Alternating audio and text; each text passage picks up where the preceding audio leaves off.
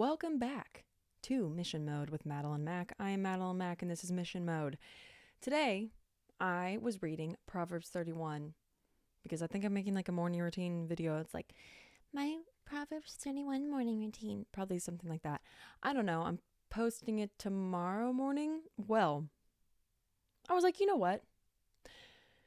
I have a lot to say about this, so let's talk about it. I actually made a Instagram reel talking about comparing Proverbs 31 to today's like quote girl boss. And I think a lot of people are kind of afraid of the term like Proverbs 31 woman.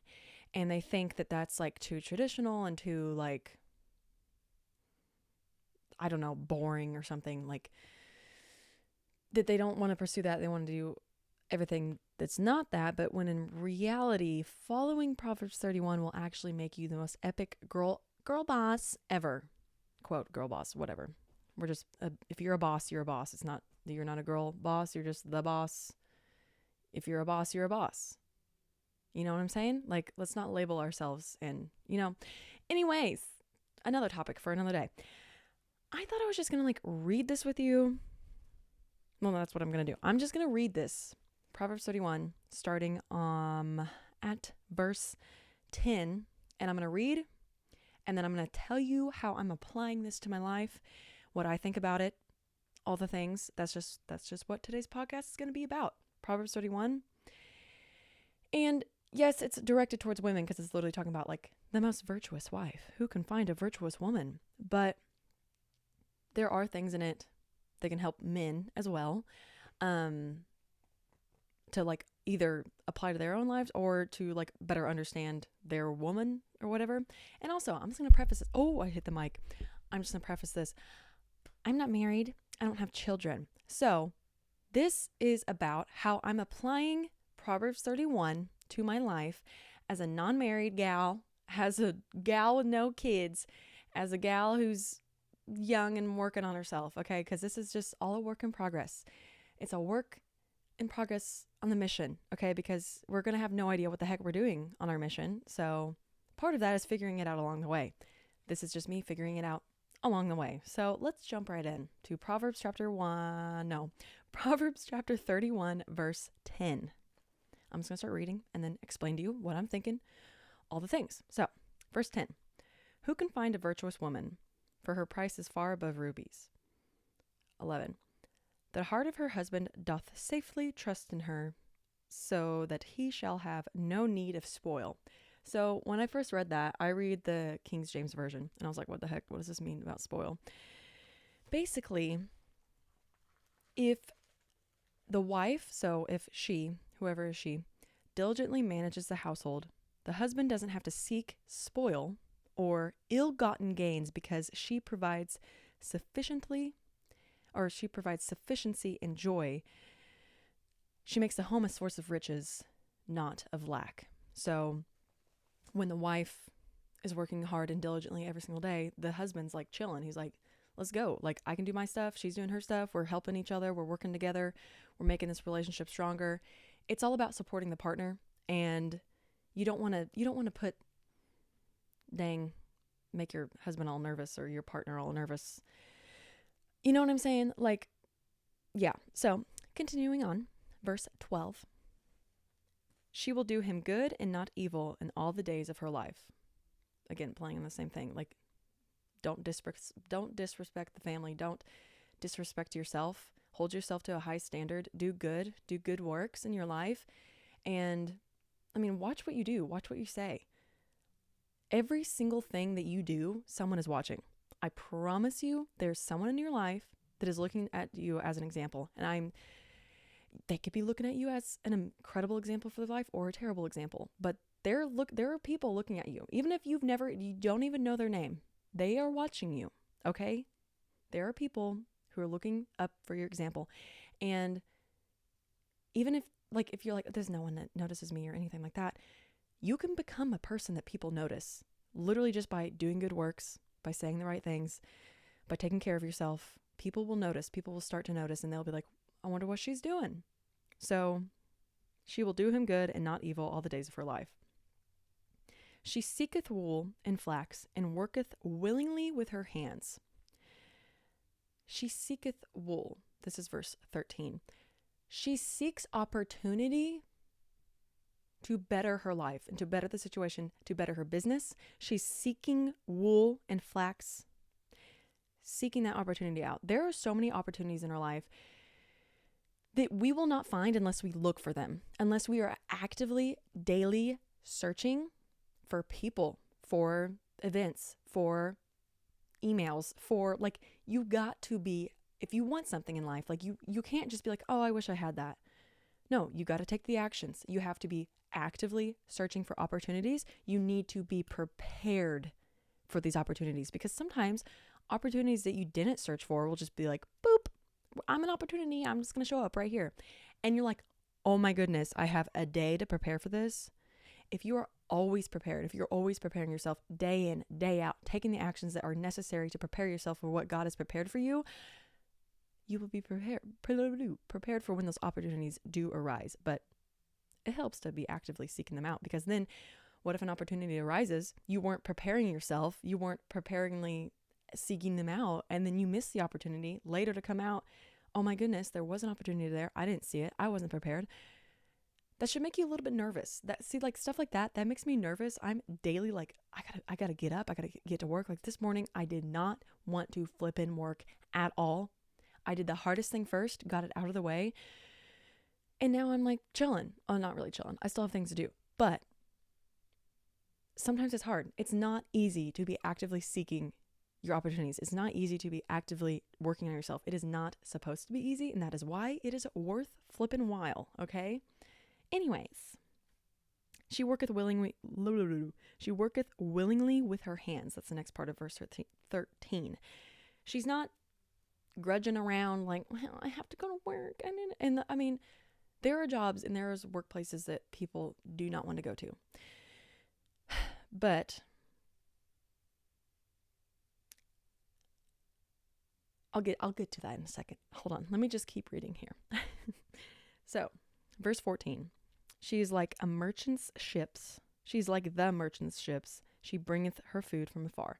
She is as valuable as the ships that bring in the valuable goodies from far away distant lands. Like literally, this person, this wife, this woman makes herself so valuable, so useful, that she's equivalent to these giant merchant ships bringing spices and frankincense and myrrh and gold and I don't even know what's on these merchant ships. Spices. I already said that. Purple. The dye purple. Let's just put ourselves back in the day and be like, wow, salt is so cool. I'm going to pay a lot of money for salt. Like imagine that. Imagine every single thing that you could ever want on a ship. That is what she's equivalent of, like what she does, but even more than that. Anyways, verse 15. She riseth also while it is yet night, and giveth meat to her household, and a portion to her maidens. So I saw a YouTube short, and it was some girl freaking out. She rises while it yet night? What the heck? I'm not doing that. Dude, it just means get up before the sun gets up. Like, I do that every single day. It makes my life so much better. I love getting up early. It has completely transformed my life, and whenever I do not get up early, I am sad. Like, not sad. Well, yes, sad, because I'm like, dang it, I could have, but it's fine. I made a video on like, if you sleep in on accident, how not to let little things in the morning ruin the day. But waking up before the dawn, before everyone else in the world, is the most peaceful, serene time of my day. When I'm up at 4, my phone's not dinging, no one's emailing me, no one's texting me, no one's calling me, no one's doing anything. I don't have distractions. There's not people talking to me. I'm chilling. I'm in my zone, and I love working early in the morning. I love reading my Bible early in the morning. Right first thing when I get up, read my Bible, and then I go straight to work. No one's talking to me. No one's bugging me, unless, I don't know. Like literally, no one will talk to me. Like it's great. So, and then I'm way more effective, way more productive, way more on it, way more focused in the morning. That is why it is so valuable to get up before everyone else, because when you do get up later in the day, I found on the days that I get up early, or later, everyone's already bustling around. Everyone's already doing things. People are asking you to do this. People are asking you to do that. You can't have any time to like focus on yourself, focus on your goals, focus on what other things that you need to do in order to move the ball forward.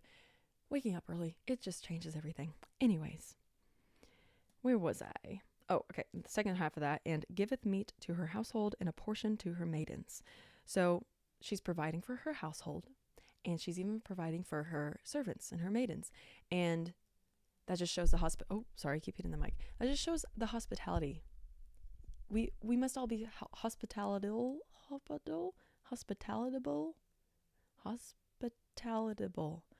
I don't think that's a word. We must be all like that and selfless. But before we can be selfless, we must be selfish. That is why she wakes up early, so that she can have that early time in the morning to work on herself, so that she can be able to have the meat prepared for her family and her household and her maidens. All right, verse 16. She considereth a field and buyeth it. With the fruit of her hands, she planteth a vineyard. So I took some notes about this because I was like, oh, that's so good. So, verse 16. She is a shrewd investor. She's financially understanding. She understands financial things, which I still have a lot to learn, but I am working every single week to make sure that I am on top of my finances. I'm making sure I am knowing those easy little conversions, those easy little calculations, knowing money, just like knowing literally what you spend and then what you make. That simple little thing, keeping a flipping checkbook, y'all. Check it every day. Check your bank account every day. Being savvy with numbers. I do not like math. Okay. I do not like math. I had to study so hard for math class, but I studied, I put the work in and I got good grades in math. Just like studying and working for math, study your finances. Okay. Life-changing. Anyways, she uses earnings and foresight to acquire productive assets like a field. So in verse 16, she considereth a field. So she's thinking about it. Okay, what could this produce me in the future? What will I be getting out of this? If I invest this money and buy this field, what can I make from that? And then it says, and she buyeth it. With the fruit of her hands, she planteth a vineyard. So she invested further in herself in that asset by planting a vineyard, showing business sense, long-term planning, dedication to providing for her family's future prosperity, not just immediate needs. She literally bought this field. She was like, I really know everyone here, they really like grapes. I'm going to buy that field. I'm going to cultivate it with my hands because I know what I'm doing. I'm skillful because she's practiced skills and stuff her whole life. I'm going to plant a dang grape. And that grape is going to make me a lot of money because it's going to just keep growing more grape. And then you can make wine. You can make jam. You can just eat the grape. That field is now an asset that owns to that flippin' family. Okay, so we're supposed to build wealth for our children's children. That flippin' vineyard that you have is now an asset for your children's children's children if it stays in the family, if no one sells it and is silly and sells it. But she's thinking long term. She's not thinking about herself. Some people might look at a business person who's buying a bunch of land and buying a bunch of houses or whatever, and they're like, they're so selfish. All they want is money. No, they might be thinking really long term and actually thinking every single thing that I'm making right now, all the money that I made right now in my life, I'm going to give it to my great grandchildren. You know, that's extremely selfless. You're literally thinking about yourself, you're literally thinking about yourself dying so that everyone that is related to you can have what you have. Like that's what I like to think. And that's why I work hard right now in my life when I'm young, so that in the future I can do that. I can have wealth for my children's children. That makes me so pumped and excited for my kids. Like my kids' kids. Be like, I want to have a dang empire for them. You know what I'm saying? So anyways, not just immediate needs. She's thinking into the future. She's not just buying a car that immediately depreciates out of value as soon as you drive it out of the flipping parking lot, that she can't really pay the monthly payment. And I mean, I haven't bought a car. Okay, I have not bought a car. I'm just saying that as an example, something that I see in a lot of business videos, like Alila Hormozi talks about that, Alex Hormozi talks about that, Grant Cardone talks about that. Just buy assets that are very productive and things that you can use to make your business better. Like I know Myron Golden was talking about his golf simulator in his house that costed $100,000. He bought a flipping golf simulator in his house for $100,000. And then he was like, how can I make money from this? Oh, I know. I'm going to start a YouTube channel. I'm going to start a YouTube channel, and I'm going to make so much money off of that YouTube channel that I'm going to pay back this golf simulator and I'm going to make profit from it. I'm literally going to make profit from playing golf in my golf simulator in my house. And then he's like, also, and I'll probably be able to pay for the entire house eventually with the money that I make from YouTube. Like, how cool is that? Think like that. So that's, yeah. Anyways, learn financial intelligence, independence, and commitment to growth. Let's go to verse 17. She girdeth her loins with strength and strengtheneth her arms. Girdeth her loins is a really, really weird phrase. I don't like that at all, but you know what? She's strong. She's ready for action. She's diligent in work. She's energetic. She puts in the energetic effort, and has physical stamina and spiritual fortitude. That is very, very, very, very, very necessary. So yeah, 17. Okay. 18. In my Bible, I wrote gym girl. She's a gym girl. Verse 18 says, she perceiveth that her merchandise is good. Her candle goeth not out by night. So back at verse 13, whenever I said, and worketh willingly with her hands. Verse 18 kind of plays on that. She sees her merchandise as good. She knows the value of what she does. You need to know even if you are like you consider your job extremely boring. Your job is literally doing something whether it's a big business, whether it's just in a school, whether it's whatever it is that you do, you have so much value that you're not even realizing. You need to understand that. You need to know your value. You need to understand that your merchandise is good, because then that gives you the spark, the energy, the everything that you need to flip and excel. Is understanding how important your role is right now, right where you are in life, because you're learning so many skills, so many lessons. You're being prepared for what God has prepared for you right now in this perceived not cool job. You need to understand what you're doing is amazing, okay? Because it is. Even if it's the most boring thing in the world, that is important. Yes, okay. Anyways, got the point across, I think. Her candle goeth not out by night. She's working hard. She's diligent.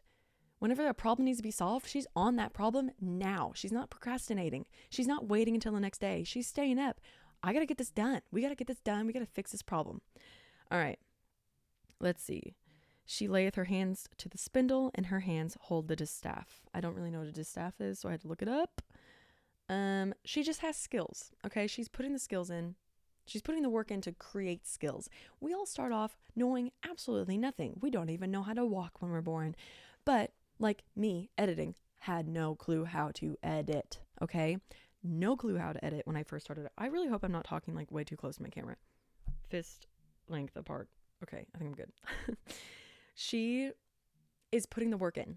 She layeth her hand to the spindle, and her hands hold the distaff. I put my hands to work on my editing computer thing, and I've been doing that for flipping 6 years, and I started off knowing literally nothing what I was doing, okay? And I use that example a lot, but it's such a good example, because like you look back at my first videos, the editing in those compared to now, it's the best like visual. And even like lifting weights, like I didn't know how to lift weights like 4 years ago, like no idea. And now I'm like knowing more and learning the skills because I'm doing the thing. I'm doing it even though I don't really know what I'm doing. She layeth her hands to the spindle. She probably laid her hands to the spindle and had no idea what she was doing the first time. Then she just kept doing it over and over and over and over and over and over and over and over and over and got the skills. And now she has the skills, and now she's skills. You know what I'm saying? That's a song. Anyways, verse 20. She stretcheth out her hand to the poor. Yea, she reacheth forth her hands to the needy. Give to the poor. And that's something that is so important nowadays to like realize that whatever you have, you're so blessed to have it. And there's so many people out there that do not have anything near what you have, would literally kill to have what you have. And being able to give just like $20, not even that, like $5. Like, yeah. Anyways, that's a whole nother topic for another day. Okay. So verse 21, but she's thoughtful. Going back to verse 20, she's thoughtful. She thinks about the poor. She's conscious of that. She realizes that she's extremely blessed and that she needs to give back her joy, her light, it might be monetary, it might be giving gifts to people, whatever it is. She's giving back to the poor. She's bringing attention to that, and she's helping the people that need help. Okay, verse 21. She's not afraid of the snow for her household, for all her household are clothed with scarlet. She has prepared her household. She's preparing herself, just like what I was saying earlier. She works every single day to prepare for the flipping winter. She's making the jams. She's making the scarlet, really warm jackets. She's putting the mud in the holes of the house to make sure that it's warm in there. She's telling her husband, hey, can you go chop that dang firewood so we can have some firewood? Like, she's thinking ahead. Again, she's thinking ahead. She's smart. She's savvy. She's using her materials and the things around her to prepare herself. All right. So, 22. She maketh herself coverings of tapestry. Her clothing is silk and purple. Silk and purple. Okay, purple. They had to like crush these shells or something back in the day that were like really expensive and hard to find. So purple is real expensive. And silk is also really expensive. And she was able to make herself clothes with silk and purple because she's been putting in the work. She's been doing it diligently. She's built wealth for herself that she can afford to do that now. And she can afford to do and use the most excellent and luxury of things that will last a lifetime. Verse 23, her husband is known in the gates when he sitteth among the elders of the land. So I looked this up. Sorry, the paper's like really loud. A virtuous wife's diligence and excellence. Wait, hold on. Let me restart my notes. Okay, so this is my notes on verse 23. A virtuous wife's diligence and excellent management of the household allows her husband the time and reputation to be a respected figure in the community. So it is a partnership. A marriage is a partnership. Now, again, I'm not married, so I'm just like saying what I see with my mom and dad. They're in a partnership together. They have the same bank account. They are, like, my mom does the financial side. My dad goes and works, and that's like their thing. Like, they take care of that, and they're working together. And my mom is being a respectable wife and doing good works and doing good things to bring respect and honor and stuff to my dad. And that's what I want to do for my future husband. I want to be the wife that, like, people look at Tyson and we're definitely getting married. Anyways, people look at Tyson and then look at me and then be like, wow, like, everything that she does is helping him and everything that he does is helping her. It's like, you know, it's a relationship. Okay, whatever you can do to support your partner, you do that. So, verse number 24. She maketh fine linen and selleth it, and delivereth girdles unto the merchant. She's a flippin' businesswoman. Okay? She's being creative. She's making fine linen. She's making good quality products for the world. She's providing solutions to people's problems. She's creating products that solve those problems. And delivereth girdles unto the merchant. She's a businesswoman, all right? Like, that's so cool. And like, that's a girl boss. I mean, she's just a boss. But anyways, strength and honor are her clothing, and she shall rejoice in the time to come. She faces the future with joyful confidence. She knows that she's putting in the work. She knows what she's doing. She's confident in herself because she does the work day in and day out. She realizes that it's not her that's causing all the success. It is her actions that she's taken that is causing the success. That is something that Andy Frisella talks about all the time. It is not what you are that has gotten you here. It is what you've done the past 90 days, the past 2 years, the past whatever long. It is your actions that you've taken that has gotten you to the point that you're at. All right, so verse 26, she openeth her mouth with, she don't do that. Verse 26, she openeth her mouth with wisdom, and in her tongue is the law of kindness. Now, when I was little, I still love, Cinderella's my favorite princess. She was known as, like, incredibly kind. And I remember, like, being literally nervous watching Cinderella when I was like 6, because I was like, I hope I'm not nice. Like, I need to be nicer. Like, I need to be more kind. And she openeth her mouth with wisdom. Like, in order to have wisdom, you have to have experiences. You have to be observationing. What did I just say? Observing your surroundings, observing what people are doing, observing what worked for this person, observing what didn't work for that person, building that wisdom, gaining that knowledge, learning. You are a continual student for your entire life, okay? After high school, after college, you're not done learning, okay? Be constantly learning, studying, all the things. And be kind, okay? Being kind doesn't always mean being nice, okay? Being nice actually can be the worst thing that you can do for someone. That's a whole nother topic again, another rabbit hole. Anyways, verse 27. She looketh well to the ways of her household, and eateth not the bread of idleness. She's not idle. She's not lazy. She's working for the Lord. She's working to bring glory to God, glory to her household. She looketh well to the ways of her household. She's looking for opportunities. She's working to make her household better, stronger, because that is literally the foundation of everything, of culture, of society, of America, is family and your household. And I am so excited to create a family someday. And even people that like can't have kids, they're flipping example. They can talk to people, they can reach out, and they can help in their community, and they can be the example for other people to see. And it's just so cool. It's like, doesn't necessarily mean like your legit household. It could be your community. She looketh well to the ways of her community, her household, whatever. And she's always looking for ways to improve that, which means like, how can we make this better? How can we make this more efficient? How can we reduce costs here? Like even in a business, how can we make this business more efficient? Let's look over the P&L. Let's make sure that our profit and loss statement isn't looking like trash. Like, how can we improve this? How can we fix this business deal over here? How can we get a better manufacturer? How can we get a better supplier? How can we make things faster? Always looking to improve. That is so important. And then verse 28. Her children arise up and call her blessed. Her husband also, and he praiseth her.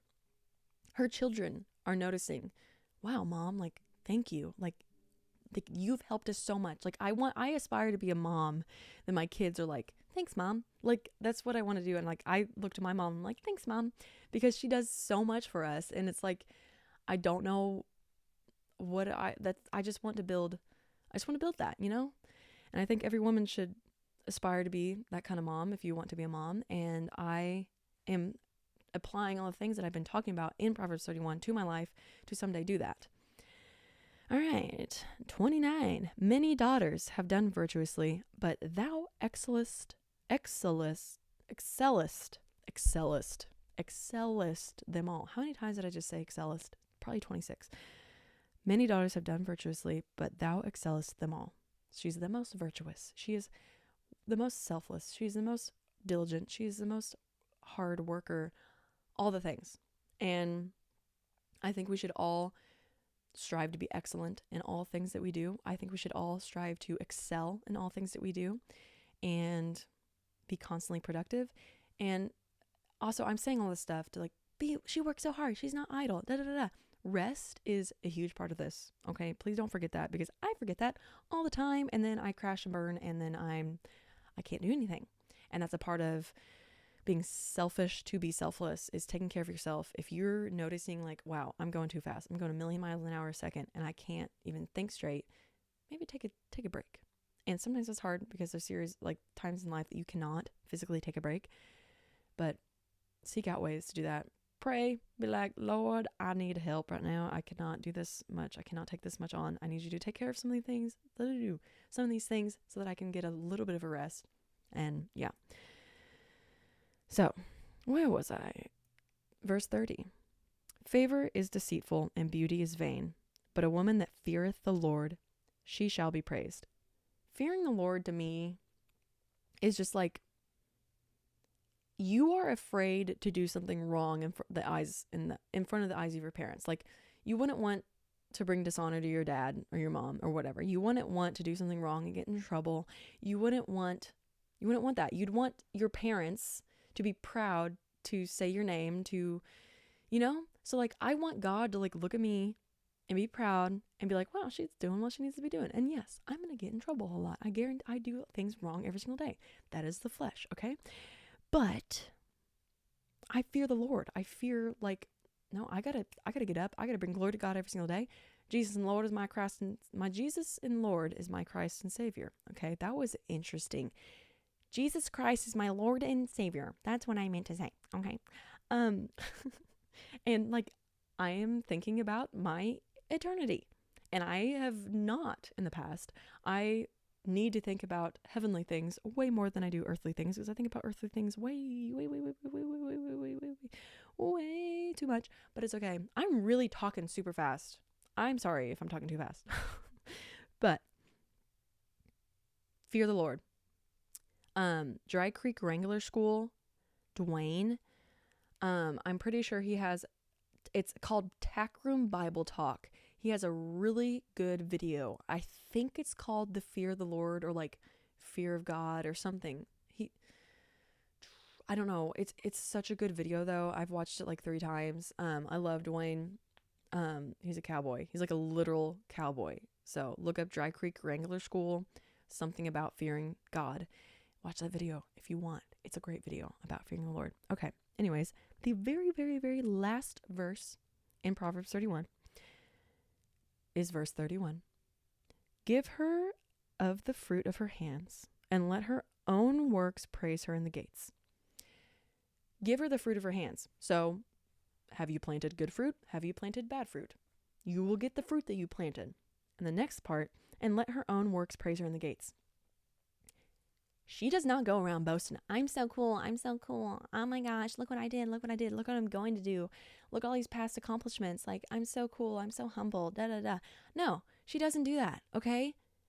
She doesn't have to say a flippin' word, because everyone around her sees her actions. In fact, she probably doesn't think she's doing enough. She knows she has a really long way to go, but everyone's like, wow, she's made it. She's so cool. Look at all those things she's doing. Oh my gosh. But she's like, okay, thanks. Thanks for pointing that out. Like, when you do the actions, you don't have to say how cool you are, okay? Everyone else will say it for you. And the opposite is true as well. If your actions are not the best, then everyone's going to notice and say, well, your actions speak extremely louder than your words, okay? And that's a saying for a reason. Actions are so important. And that is the last part of Proverbs 31. I just wrote like some notes at the bottom here. I'll show them on the YouTube version. But I'm just going to read the big highlighted things that I wrote down again. Wisdom plus the law of kindness. She's not idle. She takes care of the home with best interest. Her children respect her. She is excellent. Pursue excellence. Fear the Lord. Her actions. Her actions are what praise her in the gates, not her words. Take action. Do good works. And she's a hard worker. And I am trying to apply all those things right now into my life. I'm not married. I don't have kids, but I am in a point in my life right now that I have like the least amount of responsibility compared to what I will have in the future. So I'm using every single ounce of this time in my life to prepare myself, to become the best version of myself, to discipline myself, to become a hard worker, to become strong, to become mentally strong, spiritually strong, physically strong, and learn financial things. I am learning how to do time management. I am learning how to run a business, all of these things. And I'm doing it now so that for my future family, my future husband, when I'm a wife, I will be prepared. And I hope this helps you. I hope this kind of gives you, I don't know, a little direction with Proverbs 31. If you've never read it before, I highly recommend you reading it.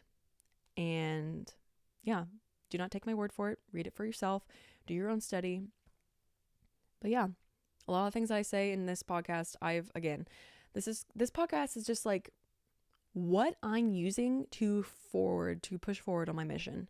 And the Bible, a big part of that, helps me to push forward on my mission for God, to bring glory to Him. And like people like Andy Frisella, Cody Sanchez, Lila Hermosi, Alex Hermosi, Myron Golden, all those people, the people I listen to help. So yeah, and I mean, I've learned so much from them, and like, yeah, so that's what I had to say for today. Today is Monday.